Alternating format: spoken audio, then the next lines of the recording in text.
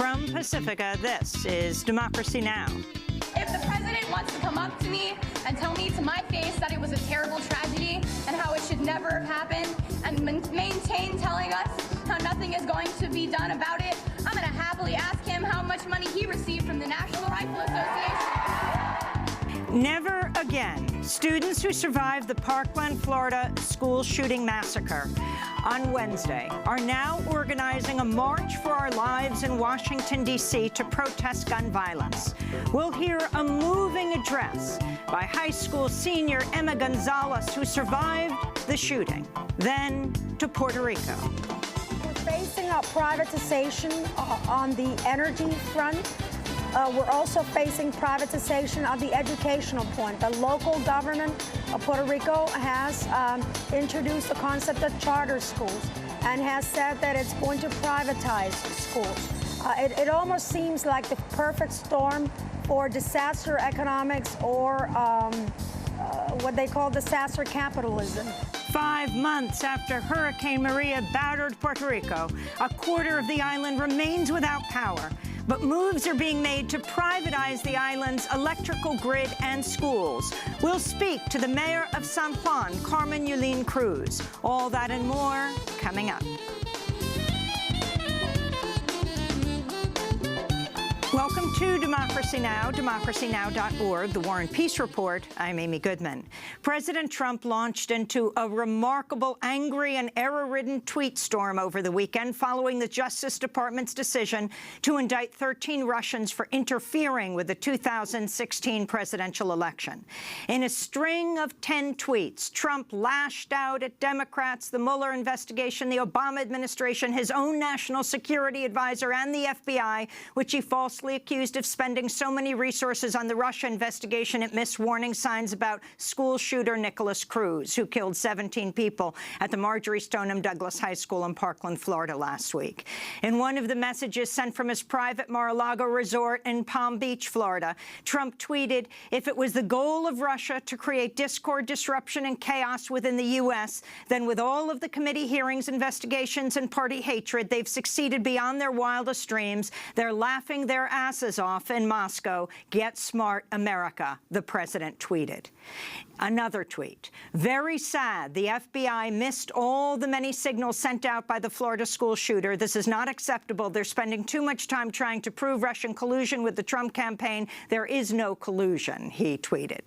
Trump also attacked National Security Advisor H.R. McMaster for his comments to world leaders at the Munich Security Conference in Germany on Saturday. And as you can see with the FBI indictment, the evidence is now really incontrovertible. In response, President Trump tweeted, "General McMaster forgot to say the results of the 2016 election were not impacted or changed by the Russians, and that the only collusion was between Russia and Crooked H, the DNC, and the Dems," unquote. Crooked H is a reference to his Democratic rival Hillary Clinton. The Washington Post reports many European leaders at the Munich Security Conference were confused and alarmed by President Trump's tweet storm and Trump's attack on his national security advisor, H.R. McMaster. The Post reports that one anonymous European diplomat suggested H.R. McMaster and other U.S. officials may be following in the footsteps of German government officials who continued to serve during Hitler's rise, ostensibly in the name of protecting the country. President Trump's tweet storm came after the Justice Department indicted 13 Russians and 3 companies for interfering in the 2016 presidential election. Friday's sprawling indictment charges the Russians orchestrated a propaganda effort that began in 2014 to undermine the U.S. election system, then developed into an effort to help Donald Trump win. The indictment says the effort, coordinated by Russia's Internet Research Agency, or IRA, included Russians posing as political activists, stealing the identities of U.S. citizens, further politicize issues of immigration, race, and religion in efforts to push American voters to choose Trump over his rival, Hillary Clinton. This indictment also alleges some Russians were in contact with people associated with Trump's campaign, although it does not allege Trump's campaign was aware of the propaganda effort or that there was any collusion. This is Deputy Attorney General Rod Rosenstein announcing the indictments Friday. The indictment charges 13 Russian nationals and 3 Russian companies for committing federal crimes while seeking to interfere in the United States political system, including the 2016 presidential election. The defendants allegedly conducted what they called information warfare against the United States, with the stated goal of spreading distrust towards the candidates and the political system in general. Meanwhile, in news on Special Counsel Robert Mueller's investigation into Russian election interference, Trump's former deputy campaign manager, Rick Gates, will plead guilty to wire fraud and will testify against Trump's former campaign manager, Paul Manafort. In Florida, as funerals continue for the 17 people killed at the Stoneman Douglas High School in Broward County, Florida, Wednesday, survivors of the school shooting have launched an unprecedented youth-led movement to demand gun control. On Friday, students at the South Broward High School in Florida walked out of class to protest the massacre, which was carried out by a 19-year-old white former student named Nicholas Cruz, who had a history of violent and abusive behavior, particularly against women. On Friday, the FBI had admitted it had failed to investigate Cruz, even after someone close to him called the agency's tip line in January to warn them, quote, about Cruz's gun ownership, desire to kill people, erratic behavior, and disturbing social media posts, as well as the potential of him conducting a school shooting, unquote. At a rally on Saturday, survivors of the school shooting demanded politicians stop accepting money from the National Rifle Association. Nicholas Cruz reportedly trained in a youth shooting club that was funded by the NRA. This is Emma Gonzalez, senior at Marjory Stoneman Douglas High School, speaking at Saturday's rally. If the president wants to come up to me and tell me to my face that it was a terrible tragedy and how it should never have happened, and maintain telling us how nothing is going to be done about it, I'm going to happily ask him how much money he received from the National Rifle Association. It doesn't matter because I already know. $30 million! And divided by the number of gunshot victims in the United States in the 1.5 months in 2018 alone, that comes out to being $5,800. Is that how much these people are worth to you, Trump? To every politician who is taking donations from the NRA, shame on you. We'll hear the full Emma Gonzalez speech after headlines.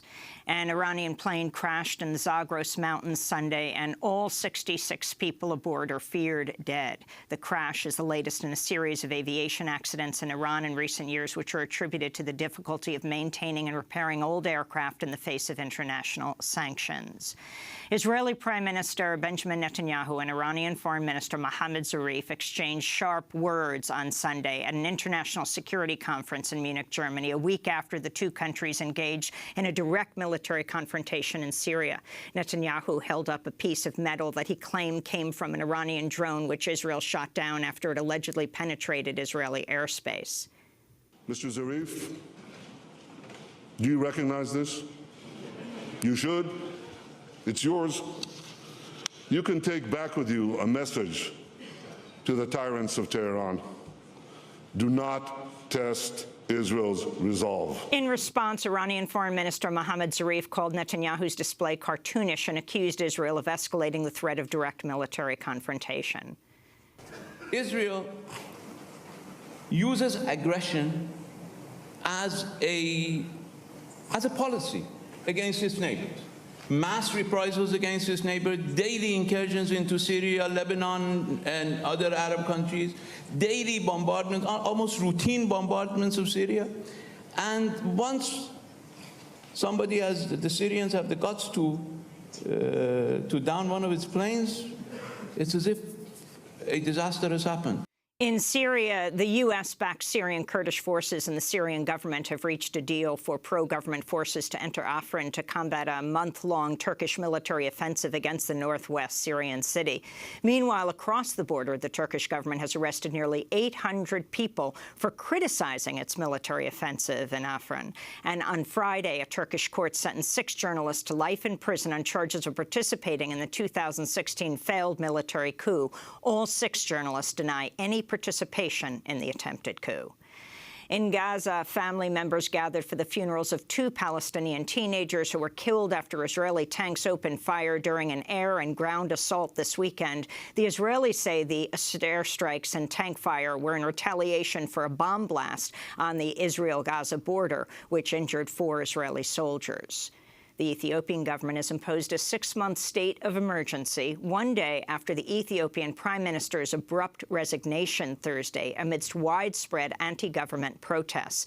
It was the first time in modern Ethiopian history that a sitting prime minister quit. Despite the ban on all protests and strikes, there are reports the regional capital city of Gondar in northern Ethiopia is on strike today in protest of the state of emergency. In Mexico, a military helicopter crashed in the southern state of Oaxaca Friday, killing 14 residents who'd been displaced by an earthquake. The helicopter was carrying government officials surveying the earthquake damage at the time of the crash. Among the dead, 3 children. And back in the United States, the film Black Panther smashed box office records on its opening weekend, grossing more money than any other February debut. It was also the highest-grossing film ever by a black director, 31-year-old Ryan Coogler. It was also the 5th highest-earning opening weekend of any film in U.S. history. The superhero flick, based on the Marvel comic, features a majority black cast and has been called a defining moment for Black America. It's also renewed calls for the release of more than a dozen imprisoned members of the real Black Panther Party. Thousands of people have signed on to a petition calling on Disney to invest 25% of the film's worldwide profits in education programs in black communities. And those are some of the headlines. This is Democracy Now!, democracynow.org, The War and Peace Report. I'm Amy Goodman. Never again. That's become the rallying cry for students in Florida who survived last week's school shooting at the Marjory Stoneman Douglas High School in Parkland that left 17 people dead. Funerals continue to be held for the students and teachers who were killed in one of the deadliest school shootings in U.S. history. The confessed gunman, Nicholas Cruz, was a former student who'd been expelled. He carried out the killings with an AR-15, which he reportedly bought 3 days after getting kicked out of the school last year. On Friday, the FBI admitted someone close to Cruz had called the agency's tip line in January to warn them about the teenager. According to the FBI, quote, the caller provided information about Cruz's gun ownership, desire to kill people, erratic behavior, and disturbing social media posts, as well as the potential of him conducting a school shooting. But the information was never passed on to the Miami field office, and no investigation took place. In response, Florida Governor Rick Scott called for the resignation of FBI Director Christopher Wray. Meanwhile, students who survived the shooting have begun organizing a March for Our Lives in Washington, D.C. and other cities, March 24th. One of the organizers is Emma Gonzalez, a senior at Marjory Stoneman Douglas High School, who survived the shooting. She gave a moving address at the gun control rally in Fort Lauderdale on Saturday. They haven't already had a moment of silence in the House of Representatives, so I would like to have another one.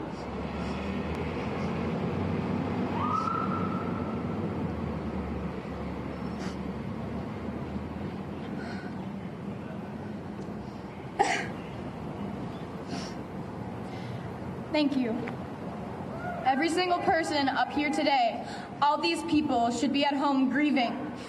But instead, we are up here, standing together, because if all our government and president can do is send thoughts and prayers, then it's time for victims to be the change that we need to see.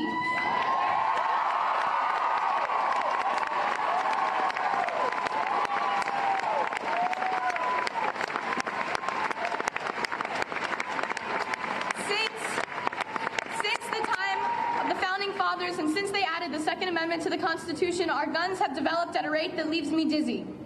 The guns have changed and the laws have not. We certainly do not understand why it should be harder to make plans with friends on weekends than it is to buy an automatic or semi-automatic weapon.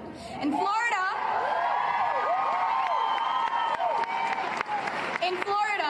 to buy a gun, you do not need a permit, you do not need a gun license, and once you buy it, you do not need to register it. You do not need a permit to carry a concealed rifle or shotgun. You can buy as many guns as you want at one time. I read something very powerful to me today. It was from the point of view of a teacher. And I quote, "When adults tell me I have the right to own a gun, all I can hear is, my right to own a gun outweighs your student's right to live. All I can hear is mine, mine, mine, mine."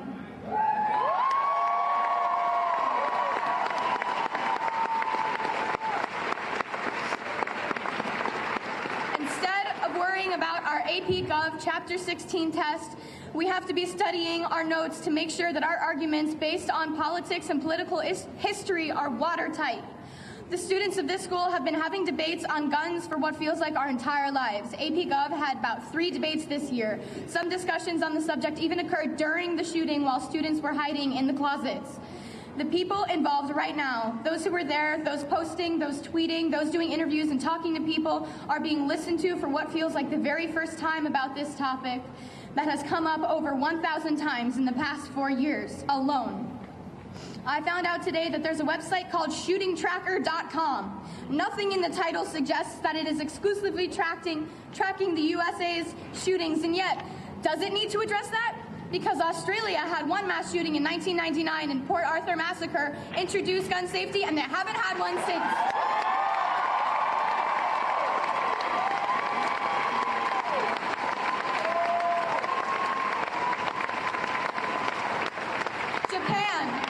Japan has never had a mass shooting. Canada has had 3, and the UK had 1, and they both introduced gun control, and yet here we are with websites dedicated to recording these tragedies so that they can be formulated into statistics at your convenience. I watched an interview this morning and noticed that one of the questions was, do you think your children will have to go through other school shooter drills? And our response is that our neighbors will not have to go through other school shooter drills when we have had our say with the government, and maybe the adults have gotten used to saying it is what it is, but if us students have learned anything, it's that if you don't study, you will fail. And in this case, if you actively do nothing, people continually end up dead. So it's time to start doing something.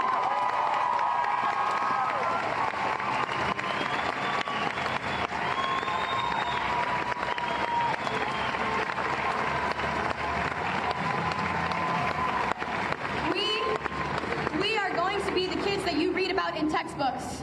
Not because we are going to be another statistic about mass shootings in America, but because, just as David said, we are going to be the last mass shooting.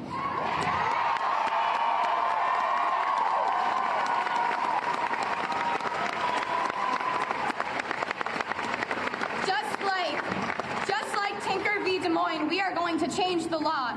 That's going to be Marjorie Stoneman Douglas in that textbook, and it's all going to be due to the tireless effort of the school board, the faculty members, the family members, and most importantly, the students.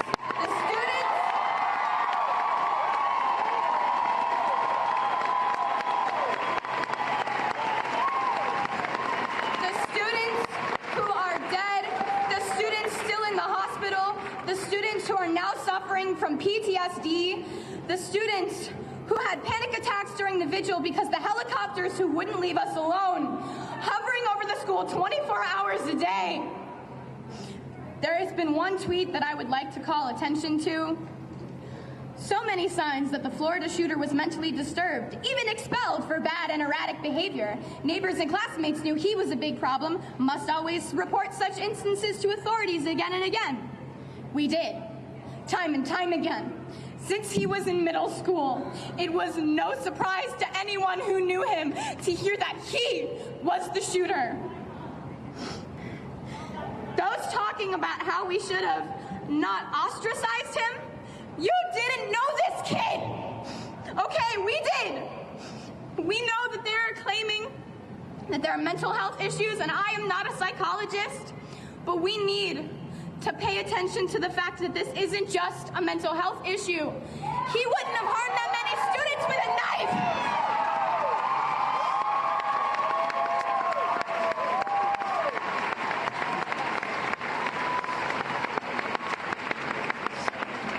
And how about we stop blaming the victims for something that was the shooter's fault?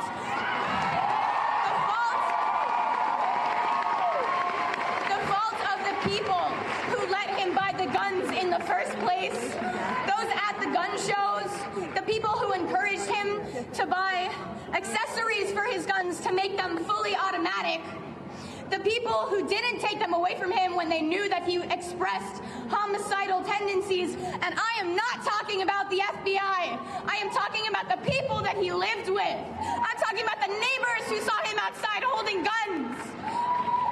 If the president wants to come up to me and tell me to my face that it was a terrible tragedy and how it should never have happened, and maintain telling us how nothing is going to be done about it, I'm going to happily ask him how much money he received from the National Rifle Association.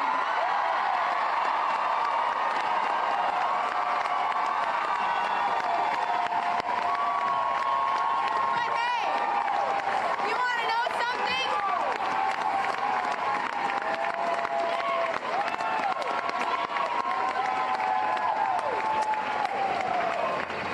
It doesn't matter because I already know. $30 million! And divided by the number of gunshot victims in the United States in the 1.5 months in 2018 alone, that comes out to being $5,800. Is that how much these people are worth to you, Trump? If you don't do anything to prevent this from continuing to occur, that number of gunshot victims will go up, and the number that they are worth will go down. And we will be worthless to you. To every politician who is taking donations from the NRA, shame on you.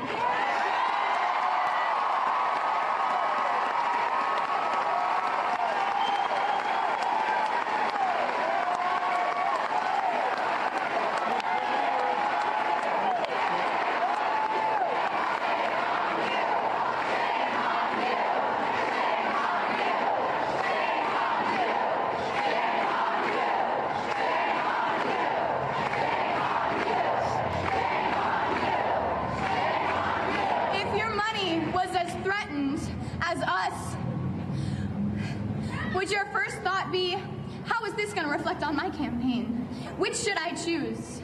Or would you choose us? And if you answered us, will you act like it for once? You know what would be a good way to act like it? I have an example of how not to act like it. In February of 2017, 1 year ago, President Trump repealed an Obama-era regulation that would have made it easier to block the sale of firearms to people with certain mental illnesses. From the interactions that I had with the shooter before the shooting and the information that I currently know about him, I don't really know if he was mentally ill, but I wrote this before I heard what Delaney said. Delaney said that he was diagnosed. I don't need a psychologist, and I don't need to be a psychologist to know that repealing that regulation was a really dumb idea.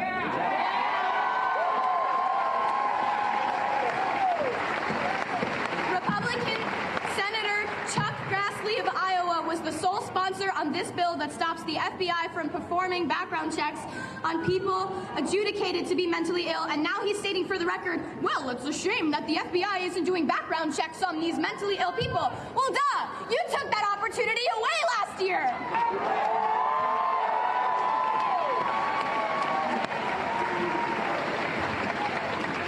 The people in the government who were voted into power are lying to us, and us kids seem to be the only ones who notice and are prepared to call BS.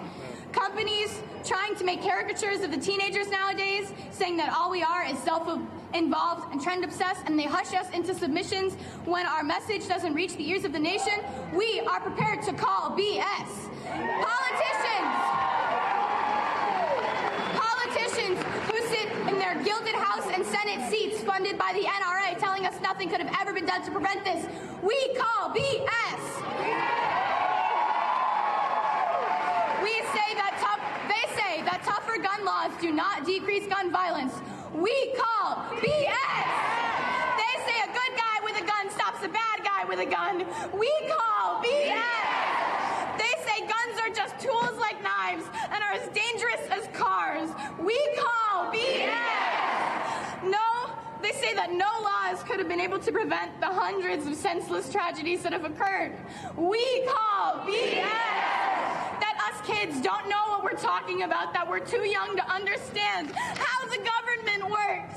We call BS. If you agree, register to vote. Contact your local congresspeople and give them a piece of your mind. High school student Emma Gonzalez, a senior at Marjorie Stoneman Douglas High School in Parkland, Florida. She survived last week's school shooting that killed 17 people. She and classmates are now organizing a March for Our Lives in Washington, D.C. and other cities March 24th. 100 students from the school are planning to head to Florida's state capitol in Tallahassee Tuesday to meet with Florida legislators to demand a ban on military-style assault weapons like the AR-15 used by the gunman on Wednesday.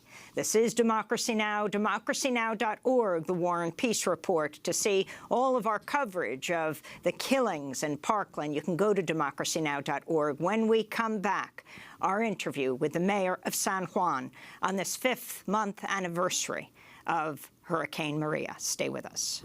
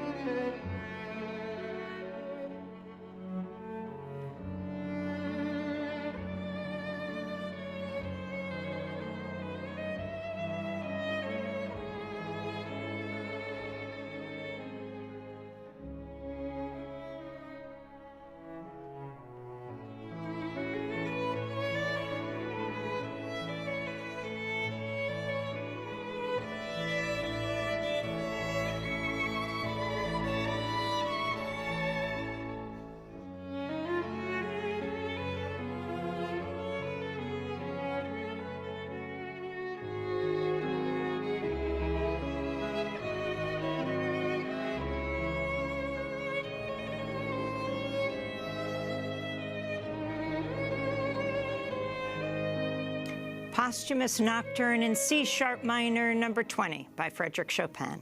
This is Democracy Now!, democracynow.org, the War and Peace Report. I'm Amy Goodman. This week marks 5 months since Hurricane Maria battered the island of Puerto Rico.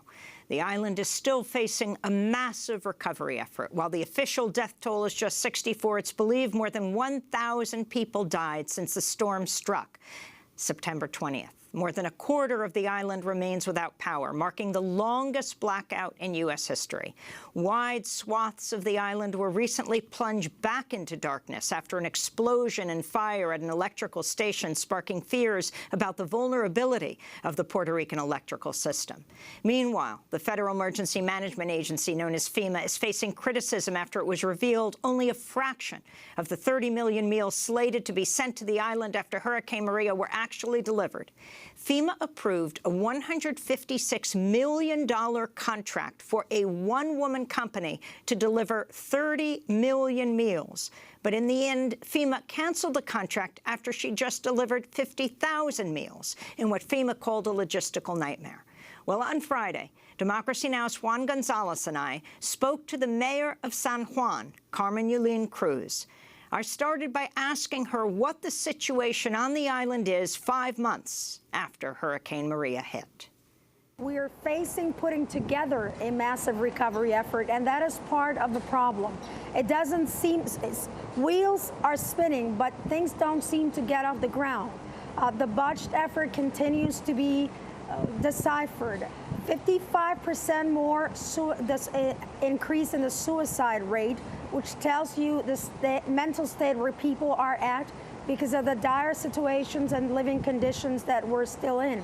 As you mentioned, 25% of the island is still without power. And just last night, Judge Taylor Swain denied the administration's request for an emergency loan for our power authority. So the government is now saying that employees are going to be let go, laid off, and that we're going to go to program blackout. So for many people, it will mean going back to September 20th, at least for a few days during the week. Our power grid is still very unstable, even those of us that have electricity. Just in San Juan, this past Sunday, a massive community of San Juan just got electricity for the first time, but things come and go. So we're facing a privatization on the energy front. we're also facing privatization of the educational point. The local government of Puerto Rico has introduced the concept of charter schools and has said that it's going to privatize schools. It almost seems like the perfect storm for disaster economics or what they call disaster capitalism. Everything seems to be out there for sale, while those essential services that do more than provide services, they're sort of the equalizers of our society, are all put on sale. Still, the money from FEMA is not coming. The municipalities are facing a dire need of cash in order to continue to provide services and make payroll. For San Juan, the situation is a little better, but we are still in a very delicate financial situation. Mayor, I'd like to ask you about the role of the oversight board imposed by Congress. I saw on their site that they issued a bunch of letters to the governor on February 5th, basically saying that the governor's plan for what was going to happen with the water authority was not sufficient, that they wanted a 17% cut in costs because the water authority is projecting a 17% loss in water revenues as a result of the storm. They told the government that its overall financial plan was not sufficient in terms of cuts. Amazingly, I saw that they wanted the government to plan to create a budget reserve, extra cash in the budget while cutting other services. I'm wondering how you see the role of the oversight board, which is supposed to be helping Puerto Rico's economy right itself. Well, you know, I have been against the oversight board from the beginning just because it's anti-democratic. 7 people that were not selected by our democracy, and we're in democracy now, are now making the final decisions. I may have very different views than the governor of Puerto Rico about how he has handled this crisis, about how he had supported the Trump administration in their budget effort and said they were doing a great job. But he is the governor of Puerto Rico. He was elected in a democratic manner. So one of the things that is important about the legislation put forward by Senator Warren and Senator Bernie Sanders with Nydia Velázquez and Luis Gutierrez is that it puts in the hands of Puerto Ricans the recovery of Puerto Rico.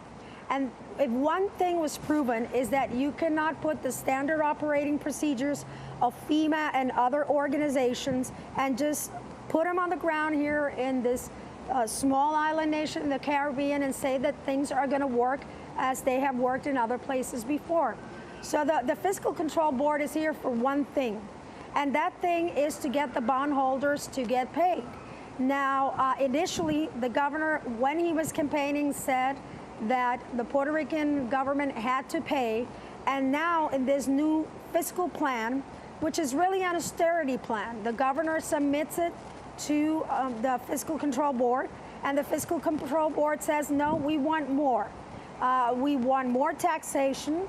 We want more privatization because we want less education because the Fiscal Control Board is taking about $500 million away from our largest public educational system, the University of Puerto Rico, and is taking away monies from the municipalities. So the Fiscal Control Board is here for one thing, and it is to ensure that bondholders get every single penny that they can. Now, should you pay for the loans that you made? You should pay for some part, but that should not come on the shoulders and stumping on the hopes and the livelihood of the Puerto Rican people. This is why Senator Gillibrand has also put together a legislation, and basically it's a Marshall Plan for Puerto Rico, which is something that I have been very keen on advocating for.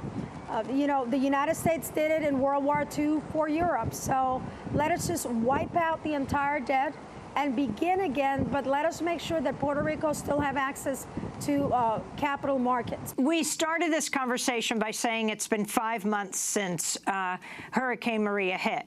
That's the longest U.S. blackout in history.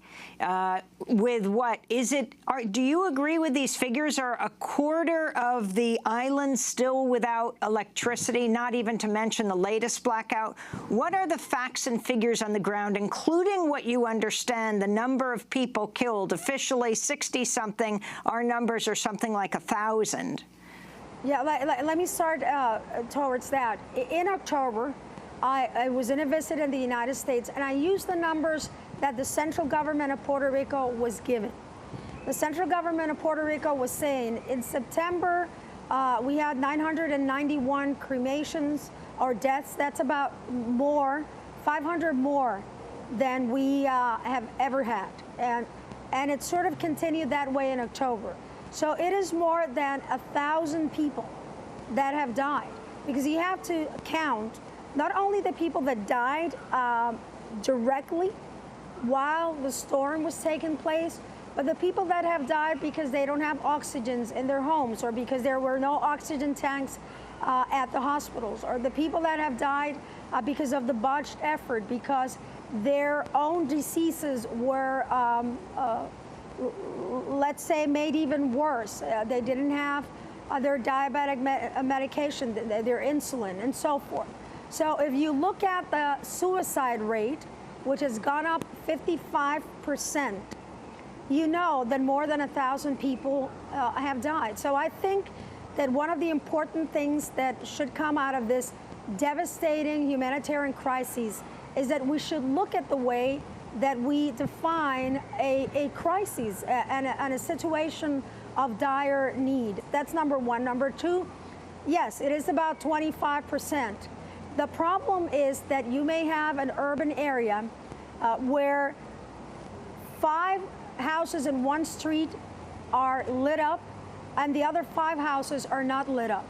And that creates what the government is calling, and PREPA is calling, bolsillos, the pockets.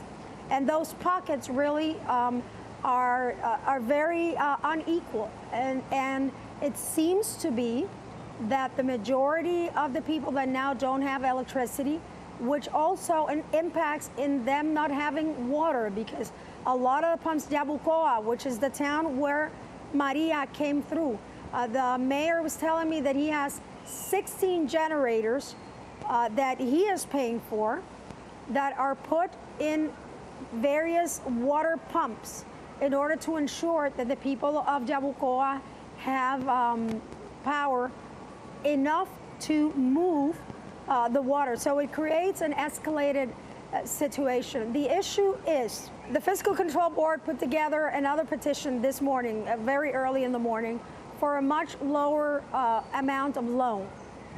But if you don't have electricity, if you don't have an appropriate grid, you will not be able to jumpstart the economic motor of Puerto Rico. So one of the things that we continually ask for, and I continually advocate for, is a waiver on the Stafford Act. Why? The Stafford Act that controls FEMA, or gives life to FEMA, tells us that we need to build everything the exact same way as it was before.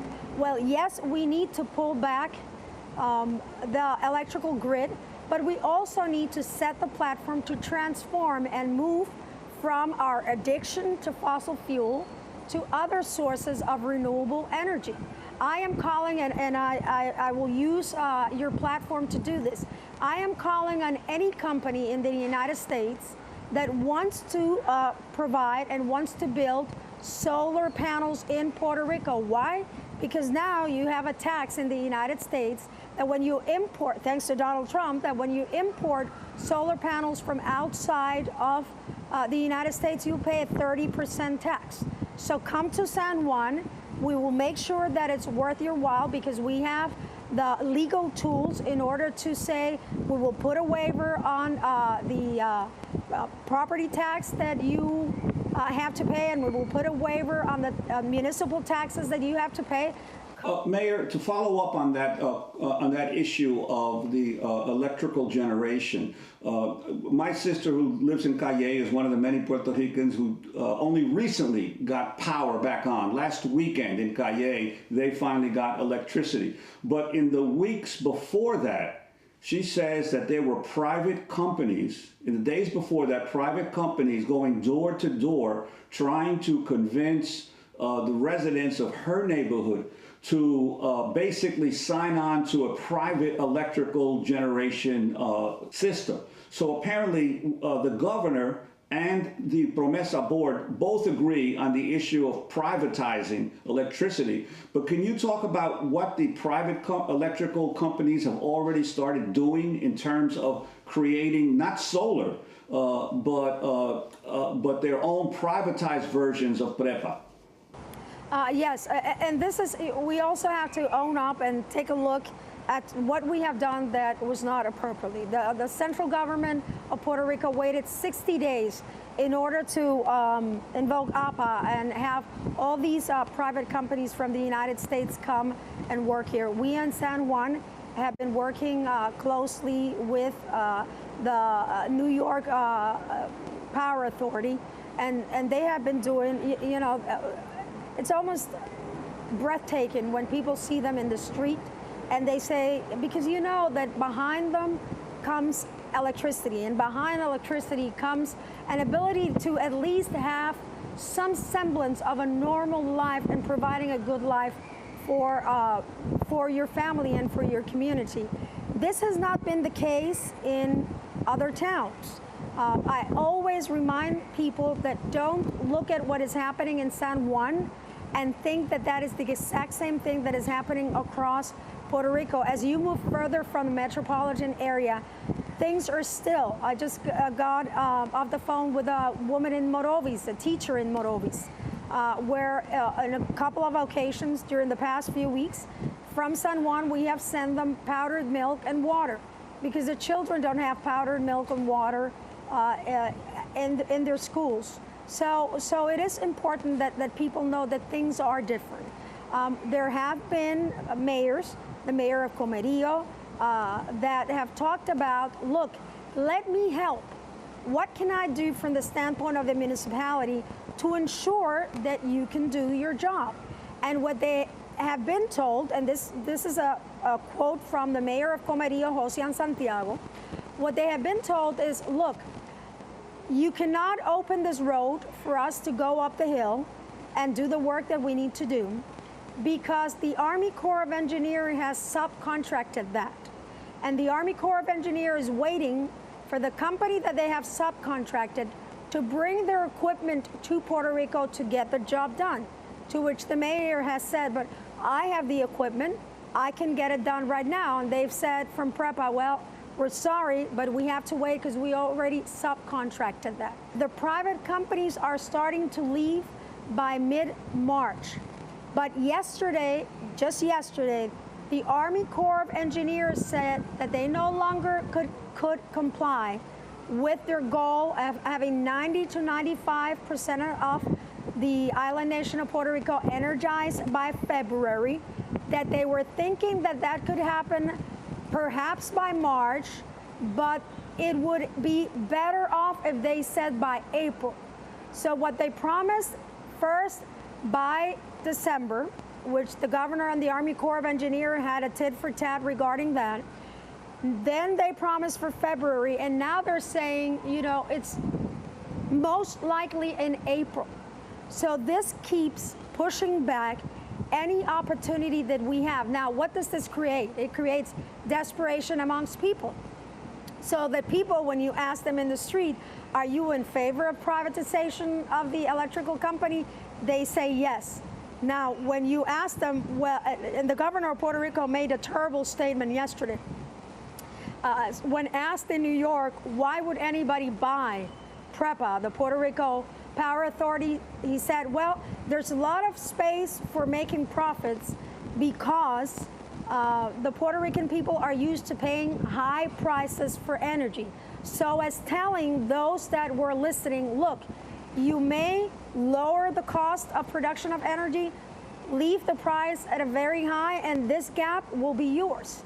If that's not disaster economics, and if that is not setting the stage for the commercialization of services that are there to promote equality amongst people, I don't know what it is. We'll continue with Carmen Yulín Cruz, the mayor of San Juan, Puerto Rico, talking about privatization, FEMA, President Trump, and more coming up. Una mano que me guíe entre tinieblas, una mano que acaricie mis dolores, una mano que me dibuje mi camino, una mano y el destino. La tierra levanta banderas de guerra. As Puerto Rico marks 5 months since Hurricane Maria battered the island, we continue with our interview with the mayor of San Juan, Carmen Yulín Cruz. Democracy Now!'s Juan Gonzalez and I spoke to her on Friday. I asked her if she's opposed to the privatization of PREPA, the Puerto Rican Power Authority, the largest power authority in the United States. Yes, yes, and I've been opposed ever since I was a member of the House of Representatives 9 years ago now. And I'll tell you why. Electricity isn't only about getting the lights in your house turned on. Electricity is about providing people access to equal services.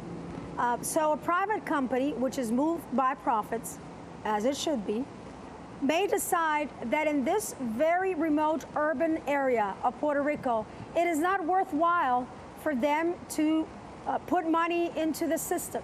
It is not worthwhile for them to replace the light poles.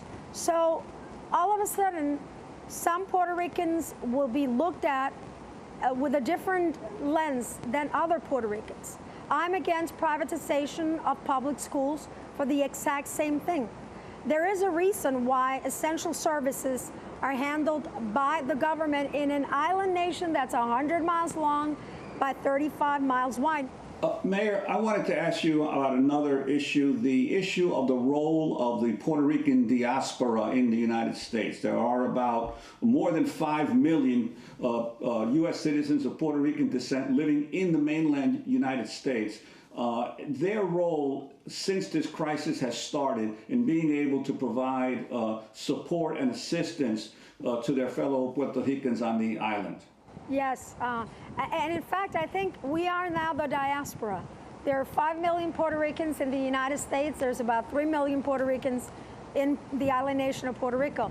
But the diaspora has been the echo of our voices. So many times they have in the past been at the forefront of very big fights when we, did what we had to do in order to get the Navy out of bombing the island of Vieques, the municipal island of Vieques, when we joined together in all different forces to get the release of Oscar Lopez Rivera a year ago. So the diaspora has been essential in ensuring that our voices are heard and magnified. Mayor Carmen Yulín Cruz, as you speak to us from San Juan, you just recently returned from Washington, where you were the guest of New York Senator Gillibrand at the State of the Union address of Trump. You certainly had run-ins with President Trump after Hurricane Maria, when he finally went down to the island and tossed rolls of paper towels at hurricane survivors. He also attacked you and Puerto Ricans. He said such poor leadership ability by the mayor of San Juan and others in Puerto Rico who are not able to get their workers to help.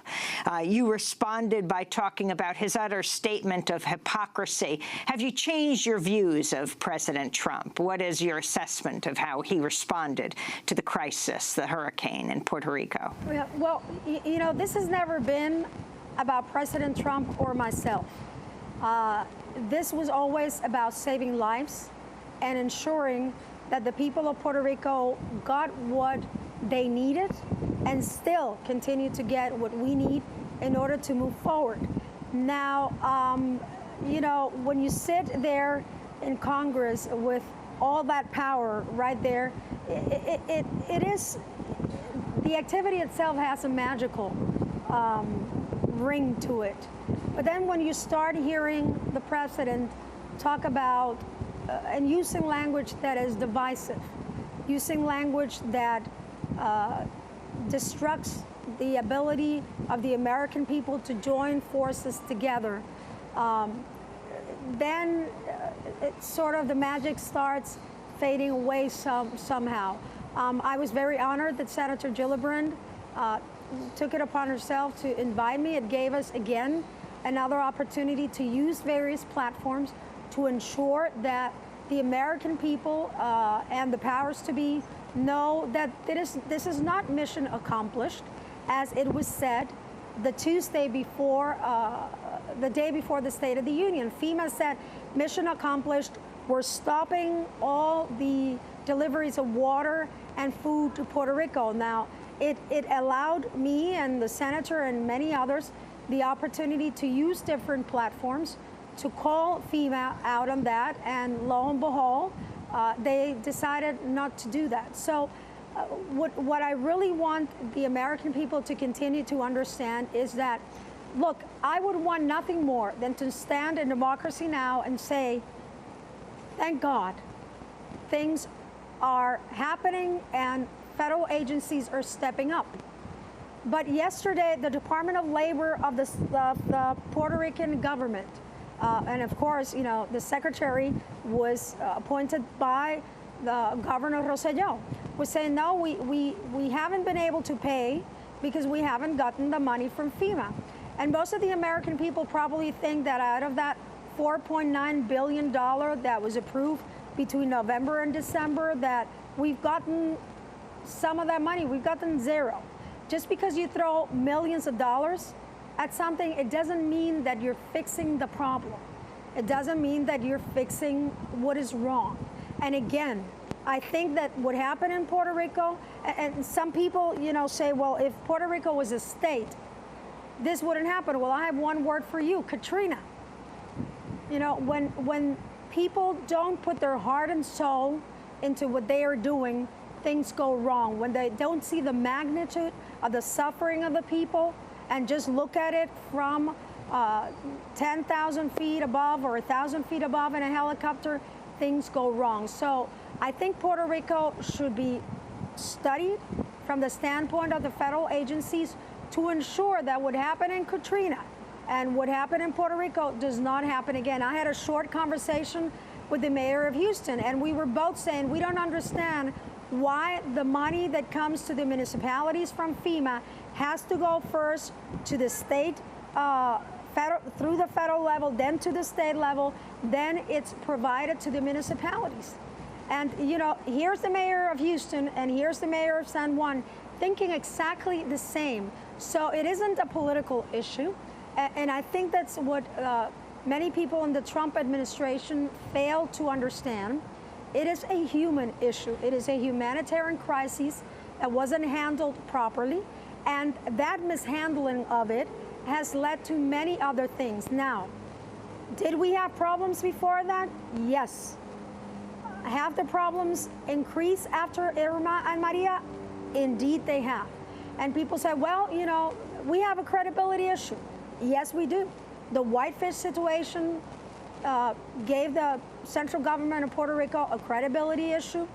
The situation about a program called Tu Hogar Renace, which again, it was giving a very small company that didn't meet all the requirements, a multi-million-dollar contract, which was just taken back a few days ago. All of that provides a credibility issue. But the governor of Puerto Rico went to Congress and asked for $94 million. So he thought we needed $94 million. And a few days ago, they were celebrating $16 billion, $94 billion and $16 billion.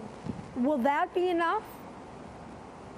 If you ask for 94, now you can't be celebrating 16. Are they important? Of course they are. Are they needed? Of course they are.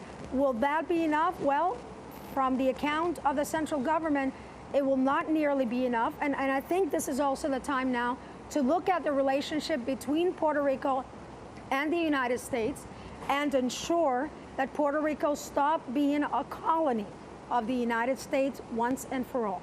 Mayor Yulín Cruz, the FEMA issue, you mentioned the Whitefish contract, which was canceled. Then you had the $156 million contract for a one-woman company to deliver 30 million meals. She delivers 50,000. FEMA approves a $30 million contract for tarps. Not one is delivered. Should there be criminal prosecutions here? And how are you dealing with these issues now? Are you somehow recouping the money? Number one, if there should be investigations, and if they result in the fact that people have not done what they're supposed to do, and they committed criminal acts, they should be prosecuted. Because we cannot allow disasters to be the breeding ground of what Naomi Klein, of course, has called disaster capitalism. So what we are seeing is that the acts of central government and some acts of FEMA have made this a breeding ground for inappropriate behavior, and in fact have made this a breeding ground for people to suffer. And what does that open the path for? Privatization. 50% of our schools, as of 2 weeks ago, were not energized. Let's say it's 60% now. The majority of our students with special ed are not back at school yet. The majority of the schools are still going on a part-time basis. So what does that mean? Well, of course, the governor finds breeding ground because people are dissatisfied to privatize the school system. But the school system is about so much more than just what you learn in books. And let me pause here for a second and say that the hearts of the people of San Juan go out to the people of Parkland School in Florida, and really this cannot continue to happen in the United States. Lives cannot continue to be lost because of gun violence, and that's an issue that has to be dealt with in a swift and appropriate manner, and in balancing all of the criteria that you can balance. But as mayor of San Juan, I want to extend our condolences and our wishes that this finally sets a fire on the hearts of people in Congress and on the Trump administration to ensure that something gets done to finish that.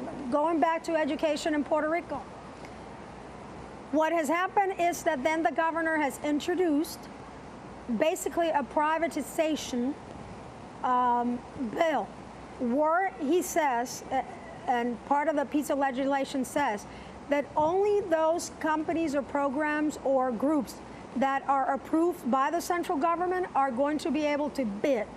So what the central government is doing is using the desperation of people, which in some sense has been brought upon by the botched effort to ensure that public services that are there to ensure that everyone gets treated the same are privatized. And in the short run and in the long run, that is a recipe for disaster, for discrimination, and for inequality. Carmen Yulín Cruz, the mayor of San Juan, Puerto Rico, speaking to us on this 5th anniversary of Hurricane Maria hitting the island. We'll continue to cover the crisis in Puerto Rico and the push to privatize PREPA, the largest publicly owned power utility in the United States. This is Democracy Now! Happy birthday to Brendan Allen and Neil Shibata.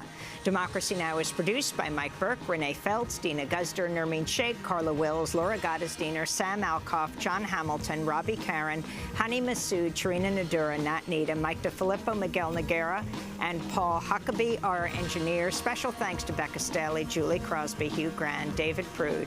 I'm Amy Goodman. Thanks for joining us.